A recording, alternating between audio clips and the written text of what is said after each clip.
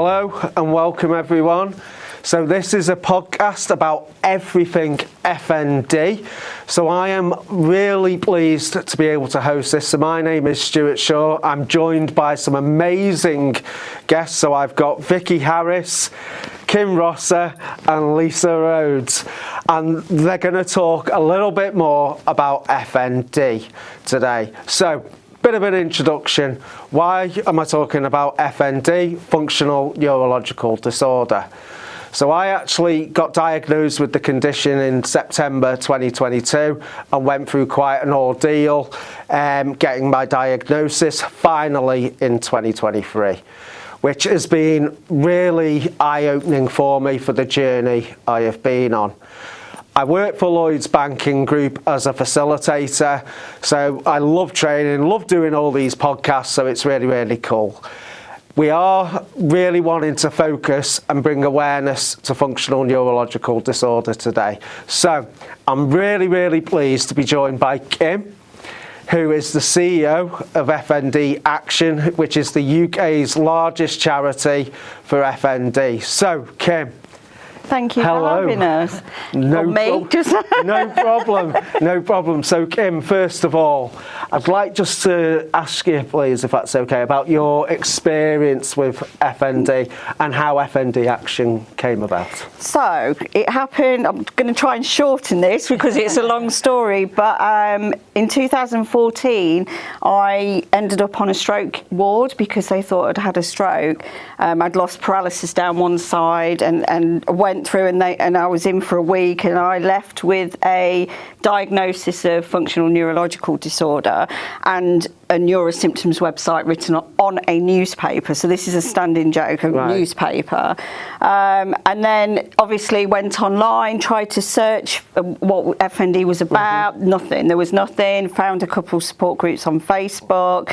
And basically it evolved from there, like because my symptoms got worse, I just wanted to help other people really, and there was no charities. So FND Action is the first charity in the UK to be registered, and it's now grown considerably. We've got around 17,000, haven't we, members online, and we do a lot of presentations. I presented it now last year in Italy at the FND International Society.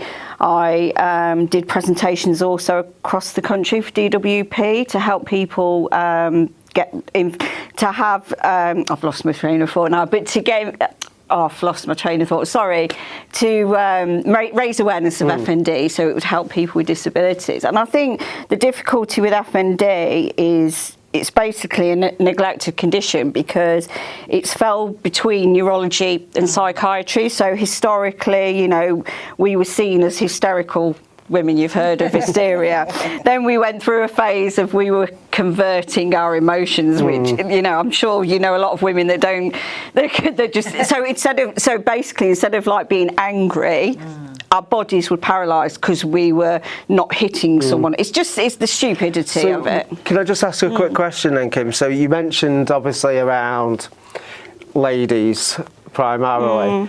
What's been the percentage now with more men? I think it's coming. I mean, I joke about it because where I'm obviously down in Kent, and all the from the support group, they're all men, like mostly men, and it's like I think I can't remember the exact figure. Is it 1 in 4? There is more women that get the diagnosis, but yeah. So with the history of FND, so it was always people would go to neurology, so you could get like symptoms, like horrific symptoms, like seizures, paralysis, dystonia. I personally had sort of dystonia. My leg was fixed in one position. What other symptoms we got? Functional tics. Yeah, functional walking difficulties. Yeah, so there was a lot of symptoms, and then you'd go to neurology, and they would just do the standard, if you're lucky, MRI, and there was nothing that they didn't find anything on the scan, so they'd be like, oh, well, it must be in your head. Go to psychiatry. Well, that's what I get told. Yeah. There's always that little bit of stigma around, isn't it? And I've had it from my friends. It's in your head, and it really isn't. But then they go to psychiatry and determine from from the questionnaire they fill in at the time about their emotions that it's not a psychiatric illness. So they get discharged from there as well. You know, there is like treatment obviously helps with the looking. I'm not going to go into too much detail because we haven't really got time for me. I'll be like, blah, blah, blah. But, you know, we've got neurophysio, but we've got like cognitive behavioural therapy. And, you know, it's not got very good. They did a study, and I'm probably going to get in trouble for saying this, but they got a study and it wasn't very successful in helping prevent seizures. So there's all, you know, different treatments that can help. And I think the way forward now is they've brought neurology and psychiatry together, and it's looking more in research into neuroscience of the brain, you know, how the disconnect, you know, dualism doesn't exist. You haven't got a separate mind, you haven't got a separate brain and body sort of thing, and setting up multidisciplinary teams, like so with neurophysio, occupational therapists, neuropsychologists, there's loads of different, but there's a lot to talk about. The positive thing is it is advancing, it's getting better known with the likes of like Lloyds Bank have been, honestly, Stuart, you've done amazing work, honestly. Well, and it's been a pleasure to be doing work with you as well. Yeah. And I think what's good as well is a lot of people lose their jobs because of FND. They're not supported. And I think this is really showing how a business can support people with all disabilities. You know, most people lose their jobs over FND because even though it's a disability right that they may have to make reasonable adjustments, but they don't cater for people with FND because of the symptoms are sporadic and stuff like that. But yeah, it's amazing. It's amazing to have connected with you all, really. When was the first diagnosis of FND? Do you know when that was? It was it changed names. So this is the standard thing. They think, like, even now they're like, oh no, it's still conversion disorder or hysteria because it's just changed names. It's just rebranded. No, it changed names to better represent the condition. You know, we're going back to Freud time and conversion disorder. You know, they didn't have the knowledge or experience in neuroscience to sort of come up with these conditions, did they?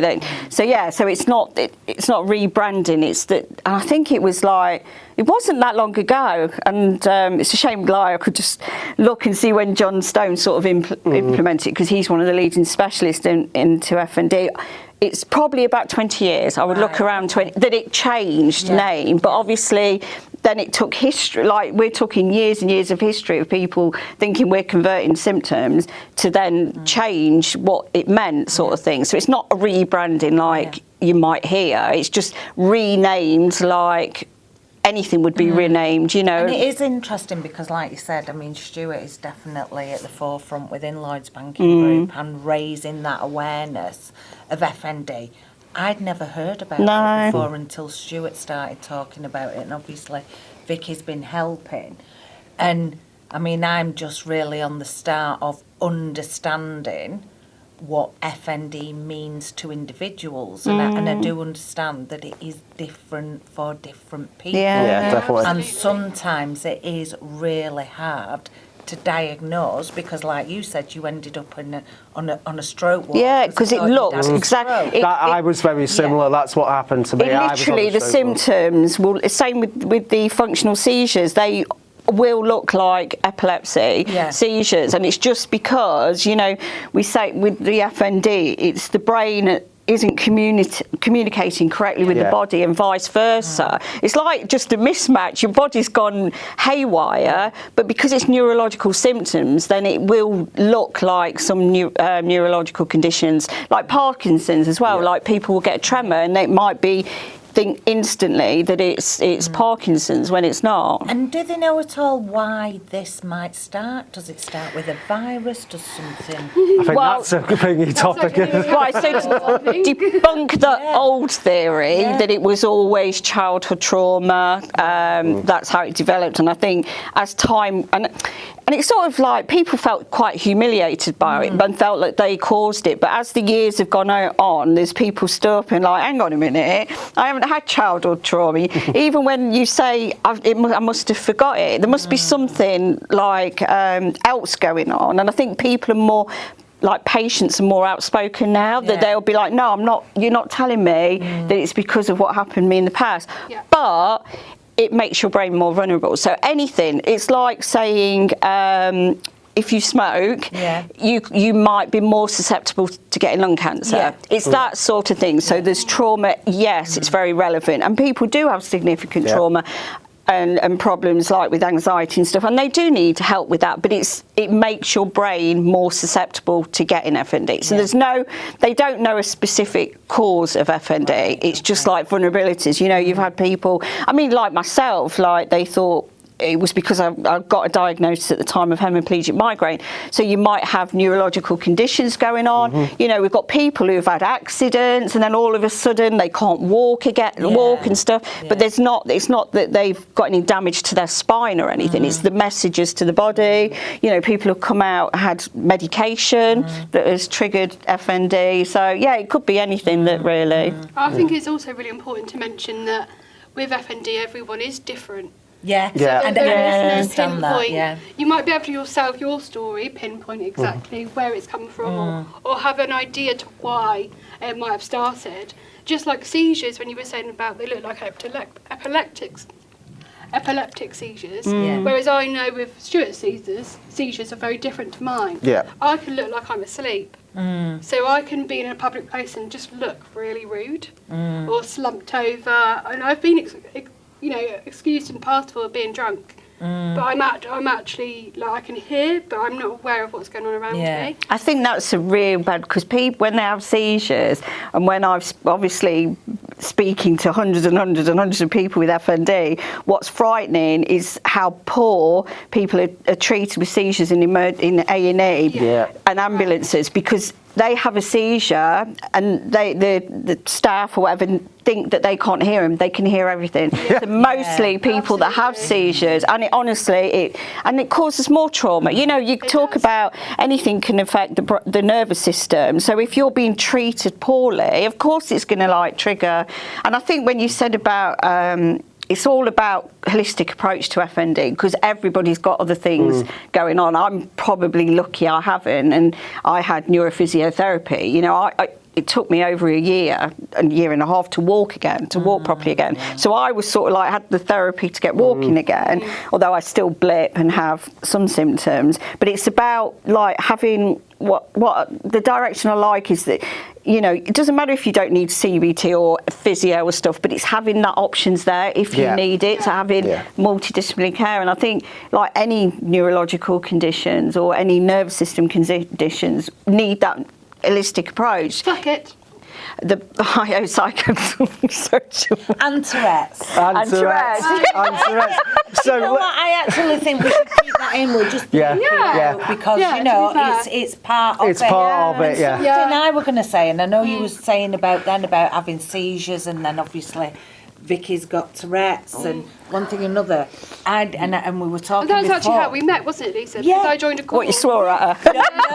I blamed her at Tourette's. And I didn't know anybody else in the bank that had Tourette's, you see, and I wanted to really bring that to the forefront because we do a lot of work, obviously, with access and FND and neurodiversity, and that was the reason. But one thing I was thinking about what you were saying then, and like I said, you know, these seizures are different depending on who you are, where you are, what have you, and sometimes you're not treated right.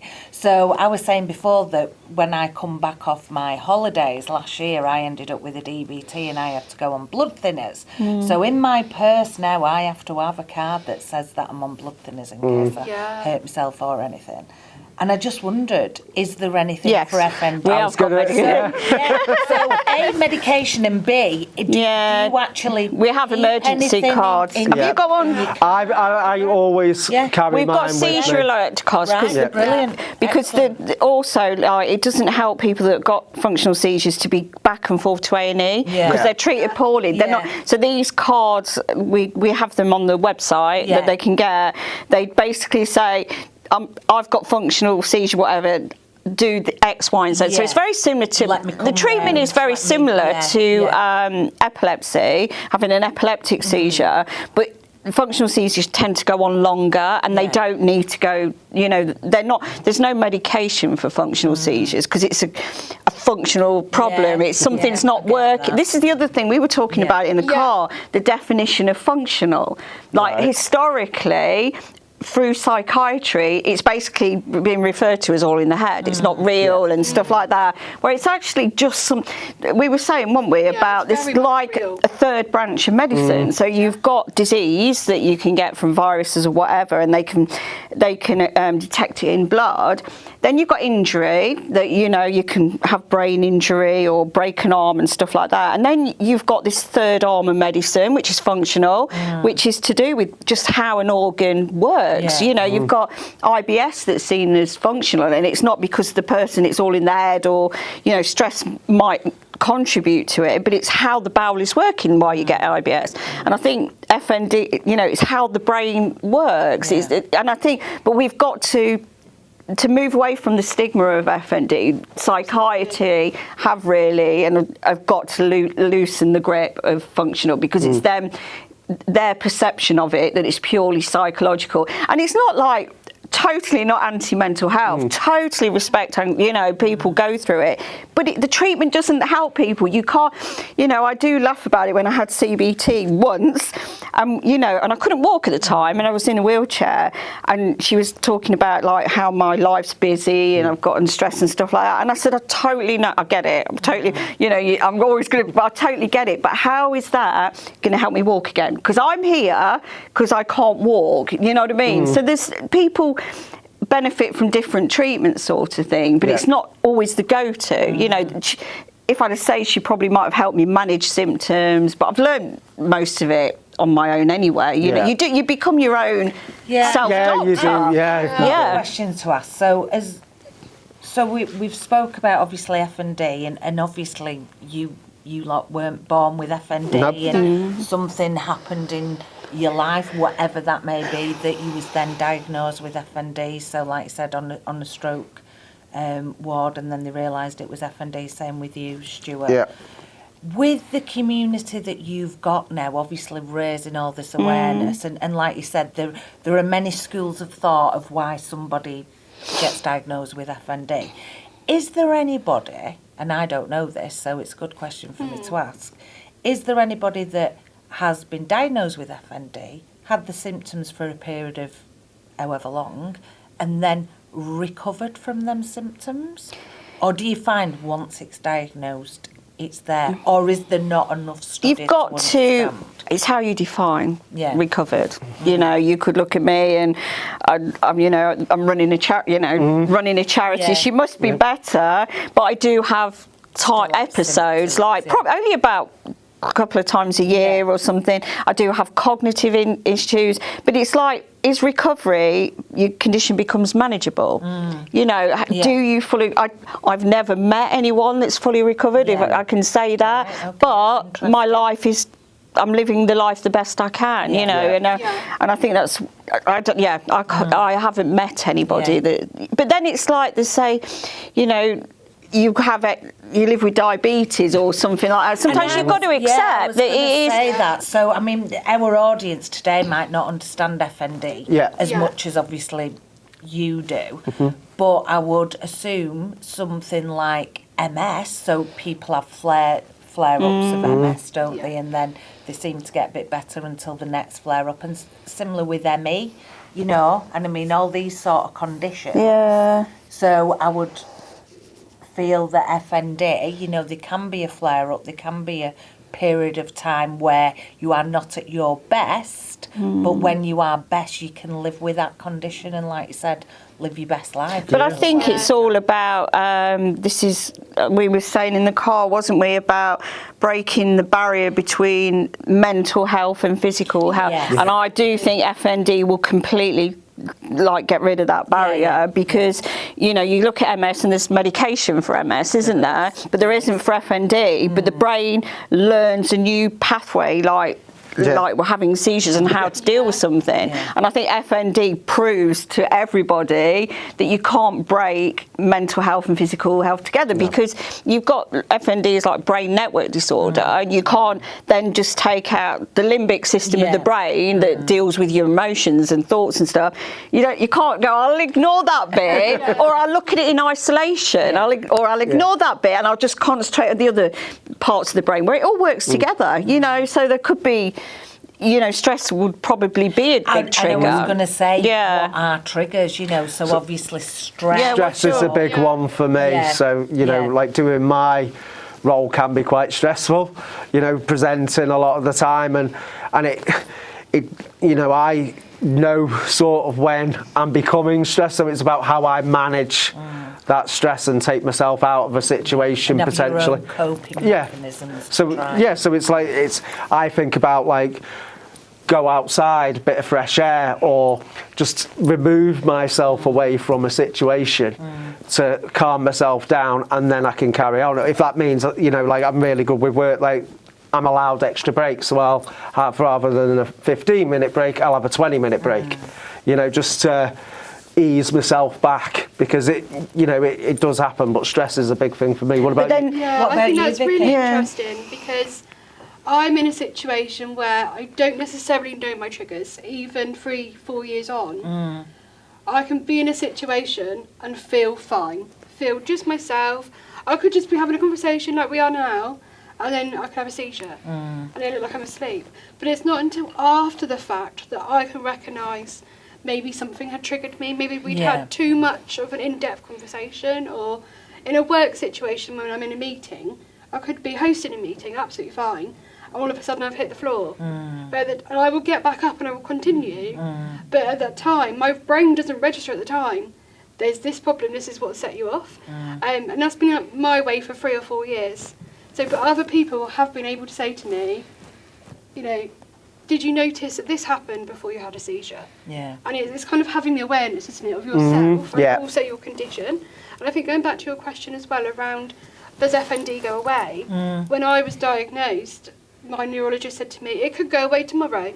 Or you could have it for life, but you just don't, they can't answer that. Yeah. But I do think your answer was very honest, that it's all about managing it. And I think the more you manage the FND and the symptoms, and the more aware you are of the information that can help, which is why we're doing this. Especially the community we've got, is that we can help each other, and everyone kind of supports each other, and you don't realise that just by, I don't know, maybe having a Teams call with someone in the community that's struggling, and for us it's not a lot, we just sit there and say, you know, have you tried this, have you tried that? But that helps that person massively, and you might not realise that at the time, but we help each other, don't we? It's a really good, tight-knit community that it's kind of psychologically safe as well, which is a massive thing, because not everyone feels open enough to talk about something, especially some of our symptoms can be quite embarrassing, like bladders or bowels. That's the thing, I'll be honest, I had an episode of that literally a couple of days ago, and it is embarrassing. It is embarrassing. It happened in work. I was sat here, and you know, and I went, unfortunately, and you know, I prepare myself, so it's about that managing side. So I have a case with closing, you know, ready for any instant if something like that happens. So Vic, you mentioned about like the community that we've created within Lloyds Banking Group, FND Warriors. Can I just ask, how has that supported you? What's the difference you've noticed? I noticed such a big difference in my work-life balance, because before I knew of the community, I felt so isolated.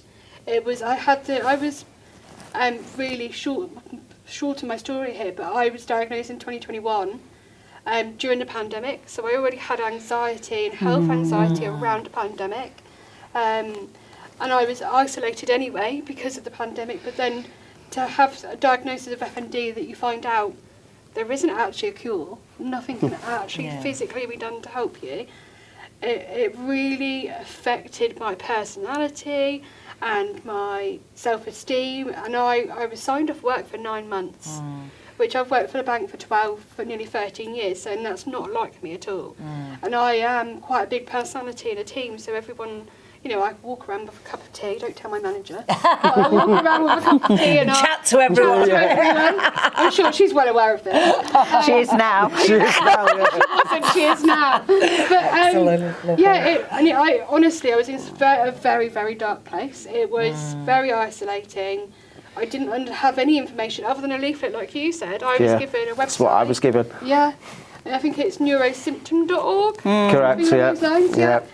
And I looked on the website, but it it is helpful, but if you're feeling lost and self-aware and in a dark place, you're not really taking that information on, and you don't know anyone else you can talk to. Yeah. And you don't know how it's going to like pan out either. Like, you know, we've got to be careful because by saying there's no cure and people don't get better, because people do. It's just their level of better. It's what they, you know, you're working and you know, you're still living your life the best you can. Like, good point that you made before, Kim, about the fact that a lot of people lose the jobs with FND. Yeah. So that was a real fear for me as well. Yes. And then it's hopelessness, isn't it? It's like, well, I must be ill, I can't work, and it just pushes people down, you know. And even when you talk about stress, like, stress isn't a bad thing, that our bodies are made to have the stress. Stress is, but there's good stress. Stress can help. There is good stress. It's just like, it's part of our makeup of the body. It's like, and it's just like it becomes a bit of a problem when you have too much stress. But even if you have too much stress, you don't get FND, you don't lose the ability to walk, and you don't have seizures and stuff. And I think, you know, research moving forward need to be looking more into what's actually going wrong with the brain. You know, they are starting to like look and see changes in how the brain's communicating, but that's only getting better because of technology. You know, we've had the standard MRIs, but now they've got functional MRIs. You know, they're making breakthroughs in understanding Parkinson's better and stuff like that. So, assuming though, when you have your MRI, nothing shows up on the they can't see anything. Any medical. So it's like not our problem, you know. I so say you just get that passed on pillar to post. I mean, I know from like my journey, I've had every blood test, I've had cancer tests, I've had lumbar punctures, everything, and it always comes back. There's nothing. And you've got to be careful when you get the FND diagnosis, and I'll say this to everyone, don't let doctors assume everything relates to FND. You know, just as soon as you get diagnosed with FND, it doesn't mean you're not going to get anything else. It doesn't mean it's not, and it's likewise. You've got to be. Because doctors or somebody else could say, oh, that's because of your FND, or that's because of your FND, or that's because of your FND. They do that, not necessarily be. But also on the that. flip side, and because I had a health anxiety, I was diagnosed with health anxiety before my FND. As someone with FND, you also have to be careful of, you might have a symptom that's new, but you might assume it's your FND. It works that way. You know, it's a balancing act. You do need to, you know, you should always, I mean, speak to a medical professional as well.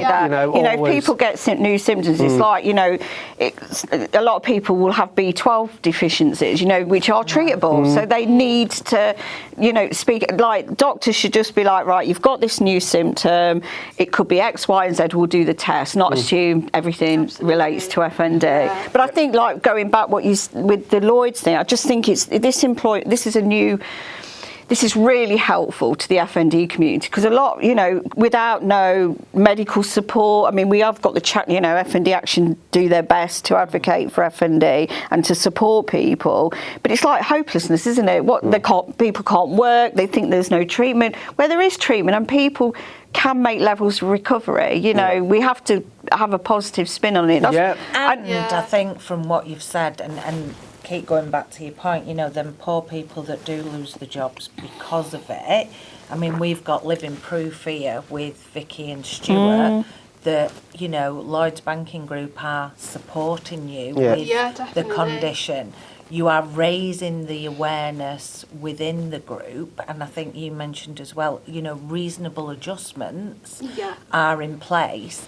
And I've been very surprised myself how many people within the group do actually have an FND diagnosis and what we can do. And I was thinking about you, Vicky, about feeling very isolated, I was feeling very on your own. And I was actually signed off. Going back to probably May last year, and my mental health had really taken a hit because we were saying earlier that you can have seizures, but you can hear. And people people at the time aren't aware of that, and I can hear people saying, "Oh, she's faking it. It's in her head. She's doing it for attention." Okay, Vic, so you mentioned about isolation and obviously how the community helped. Just briefly tell us a little bit more about that. I got a call when I was signed off work. My mental health had really been battered with my seizures, and not knowing when they were going to happen was really scary. It was just an unpredictability of life that had just suddenly hit me. And I had a call from my manager, which was it was a random time of day, and I thought, that's bizarre. So I answered it, and she said to me, "You'll never believe this, there's a man in Lloyd's that has got FND." Who's that man, I wonder? Me. And I thought, no way, like, don't be silly. She said, no, it's a webinar, it's been recorded, I want you to come back to work and watch it. She said, you're such a positive person. She said, you're just having a hard time. I want to help you through it. And I've had really supportive managers, so it's been great. And I was in a really dark place. I felt really isolated, not knowing anyone with FND. And when she phoned me and said, there's this webinar that's being recorded, I was like, no. It changed my life because I contacted yourself, obviously, and threw myself into the community. Whereas we're now at 100 people, aren't we? Yeah. And it's actually more, 112. Oh, 112 now. 112 now. And I do want to say, like, Vicky, the work you've also put in, like, you've really supported raising awareness across the whole of Lloyds Banking Group through wellbeing festivals. I mean, we've gone to Bristol, we've done London, we've done Manchester, we've done Birmingham, we've gone everywhere, haven't we? Definitely. And we're really trying to push it out. You're going to do something for FND Awareness Day, which is the 25th of March, which we're really, really excited that what we're going to do events within Lloyds Banking. Why is it important, do you think, that we raise awareness of FND across Lloyds Banking Group? Yeah, I think from, to Kim's point before, it's really unfortunate that some people out there that are diagnosed with FND sadly lose their jobs. And, yourself, Stuart, and you, Vicky, are both living proof that you both have FND and are working at Lloyds Banking Group in a really good job, and you are supported by Lloyds Banking Group as well. Couldn't agree more. Definitely. Yeah. So what we'd like to do is obviously raise the awareness throughout the group and any other colleagues that have been diagnosed with FND. One, to let them know they're not on their own, to Vicky's point earlier on in the podcast. There is support out there for you. And two, that Lloyds will put reasonable adjustments in place to make sure that you have a fulfilled career and you can be your best at work. So this is something that we are definitely striving for within the group, raising awareness on FND, neurodiversity, obviously access as well, making sure that the group supports those colleagues that need that support. There's somebody else there for you to talk to. And should you need it, that those reasonable adjustments are put in place and you can just be your best self. So that's definitely why we... Yeah, cool. Love that. So you mentioned about support there, Lisa. So Kim, a question that was asked from one of a colleague of mine, actually, as part of the FND Warriors community, was she's a grandmother and her granddaughter has FND. What support is out there for? Yeah, I mean, it's difficult with young people because you've got paediatric care and then it goes into neurology, adult care around 17, 18, and a lot of people actually get stuck between the age of 16 and 18. And it's again, we've got to raise awareness, but it's under paediatric care. And I think at the moment it's very stuck under CAMS FND for young people, which it shouldn't be. It should be under paediatric neurology. So there's a lot of awareness needs to be done. I mean, CAMS can support if there is like problems with mental health with the child as well. We're also looking at setting up educational programs to go into schools to raise awareness. We do it individually at the moment if someone phones up, but we'd like to have a standard accredited training package for schools and stuff like that. But it's about raising awareness, and this is why this has been done for Awareness Day, isn't it? This is a perfect opportunity to talk about it. Yeah, no, definitely. So I'm thinking, obviously, FND Awareness Day, March the 25th. We're going to release this podcast, so it's going to be amazing. I honestly can't thank through all of us, for doing this. The work FND Action have done is inspiring, Kim, and actually you've inspired me so much further to actually keep going with the FND Warriors. It's not just in relation to with Lloyds Banking Group, but actually customers who have FND outside of Lloyds, that's where we want to take this. So, I can't thank you, the three of you, enough. It's been absolutely amazing. And just like we say, Awareness Day for FND in the UK, 25th of March. So if people can get involved, raising awareness, if people can look at FND. Oh no, this is going out on the day. So this is FND Awareness Day. Yes. Well, but there's already you'll find information on the there'll be information on our website on how to get involved in Awareness Day. Perfect. And across Lloyds Banking Group, there's going to be loads of events. I know, Vicky, you're doing a silent disco, which is going to be amazing. I'm doing a talk about my journey in resilience, so that'll be a bit different. We have our FND Warriors community call on the day. So loads going on. We've got a fundraiser. We've got stalls going across the whole of Lloyds Banking Group. So we've got a QR code. Because it is really important for Awareness Day. Please do scan it. Because it's really important for the cause, because without funds the charity just can't continue really, so it'd be amazing if anyone can support it, support us, help others, Absolutely. So I think that's a wrap and roll. Excellent. Thank you. Well done. Thank you, everyone. Woo.